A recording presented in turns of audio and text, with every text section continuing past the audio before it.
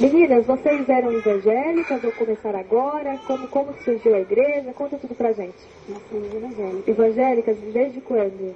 Eu acho que desde sempre. Desde sempre? Desde que nasceu mesmo? Exatamente, na ascendência evangélica. Vocês conviviam dentro de uma igreja evangélica mesmo, assim? Vocês se conheciam Vocês frequentavam a mesma igreja? Não, nós nos conhecemos numa igreja onde ela era cantora, ali na cidade de Boston, Massachusetts, nos Estados Unidos.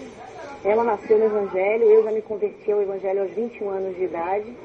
Inclusive, a minha história ela veio desde então sendo marcada por essa questão voltada à homossexualidade, à tentativa de mudança, às questões que a própria igreja ela traz como libertação, restauração, transformação. Então, a gente vem de uma história bem baseada nesse contexto da atualidade. E como é que surgiu a ideia de vocês saírem da igreja que vocês frequentavam e montarem a própria igreja? Vocês sentiam preconceito dentro da igreja?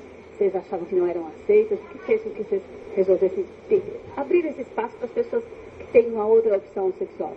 Na realidade, nós percebíamos que dentro da igreja, para que nós nos encaixássemos, eu como pregadora e ela como cantora, nós deveríamos afirmar que nós havíamos mudado a nossa orientação sexual. Ou seja, nós teríamos que professar algo que na realidade não estava acontecendo nas nossas vidas. No início do nosso programa aqui junto com vocês perguntaram há quanto tempo nós estamos juntos. Na realidade, a nossa história ela dura 9 anos. Foi desde o instante que nós nos conhecemos, mas juntas mesmo nós estamos basicamente há 4 anos, 4 a 5 anos. E nesse período nós tentamos mudar, nós tentamos nos libertar. Eu estou usando as expressões que a igreja evangélica usa. Nós tentamos ser transformadas. E quando nós percebemos que isso não iria acontecer, eu particularmente, a minha sexualidade ela vem desde a minha infância. Inclusive a minha conversão foi motivada pelo desejo de mudar a minha sexualidade.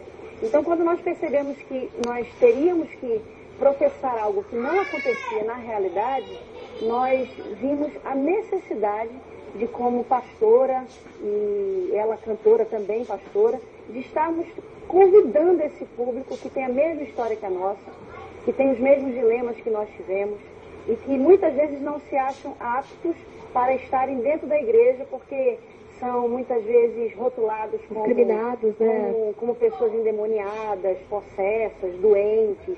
Então, na realidade, a gente está vindo para mostrar o contrário. O outro lado da Bíblia que muitas pessoas desconhecem, não distorcendo, mas mostrando que o Deus que nós servimos, o Deus que nós pregamos, é um Deus que não faz acepção de pessoas. Entendi. É um Deus que ama a todos, inclusive os homossexuais. Certo. E na parada agora? Por exemplo, que a gente vê também que na parada envolve muita droga, aquela coisa toda. Como que vai ser pregar durante a parada mesmo? Como que vai ser a programação? O que vocês estão pensando em fazer? A nossa igreja, comunidade, cidade de refúgio, nós estamos com uma programação para o início da parada, para nós fazermos a evangelização no início da parada. A questão de drogas, bebidas, a gente não pode generalizar porque a gente sabe que não são todos que estão ali. Não são todos, mas já acontece, né? Propensos a isso, mas a gente sabe que obviamente acontece como em qualquer manifestação pública. Exatamente, normal, natural. Exatamente. Então, o nosso intuito é evangelizar no início da parada, quando ainda não está aquele afã de aquela muvuca toda. Então, nós temos o desejo de fazer esse evangelismo para que os gays que estiverem ali, as lésbicas, os transexuais, os travestis, eles saibam que hoje mais uma porta se abriu, porque nós somos mais uma igreja inclusiva. Então, existem muitas outras igrejas inclusivas na atualidade, das quais nós tivemos o apoio, somos ligados fraternalmente em Cristo, e fazer com que eles saibam que nós estamos aqui para ser uma voz no meio de tantas palavras contrárias, no meio de tantos discursos que os fazem culpados e condenados.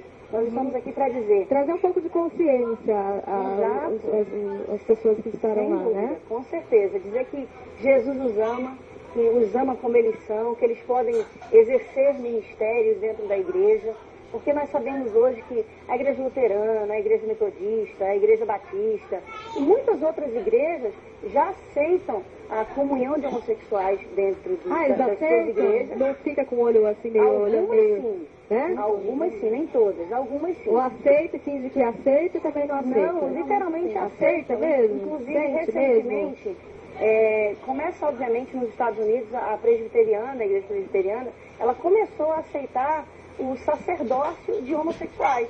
Ou seja, pessoas que têm orientação sexual, como a pastora Rosânia Rocha ou como eu, que podem exercer o ministério. Então, quando nós decidimos abrir a igreja, foi pelo seguinte fato: nós não queríamos viver uma hipocrisia, dizer que éramos aquilo que não éramos. É isso que éramos aquilo que não éramos. Eu fico imaginando na hora de pregar lá, tipo, tava lá, não pode fazer aquilo, e dentro de você aquilo, né, corroendo por dentro, né, imagina. E acho que é por isso que veio essa iniciativa mesmo, né, porque imagina você ficar esquentando o banco da igreja lá, a igreja, né, que fala? A igreja é a mesma coisa, né? Igreja, e de repente não era aquilo, né?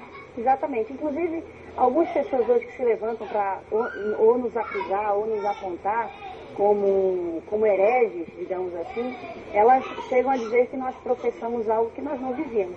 Na realidade, desde que eu me envolvi com a pastora Rosânia Rocha, eu parei de falar a respeito da minha sexualidade transformada, porque a reincidência na minha vida quanto à questão da homossexualidade era uma prova mais do que eficaz de que aquilo que eu pregava não era uma realidade que eu estava vivendo.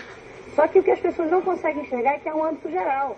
Antes eu era uma pessoa viciada em drogas e eu me converti e saí das drogas. Antes eu era uma pessoa viciada no álcool, eu era alcoólatra. Então mudou uma série de questões na minha vida que poderiam ser mudadas e transformadas. Agora, a minha sexualidade, ela não pode ser transformada porque é uma questão de orientação e não opção, como muitas pessoas falam. Você nasceu assim, vai morrer assim, é isso. E se Deus quiser, vou morrer no céu, viu? Não vou mais. Vídeo produzido pelo pastor Fernando Macedo, o Profeta.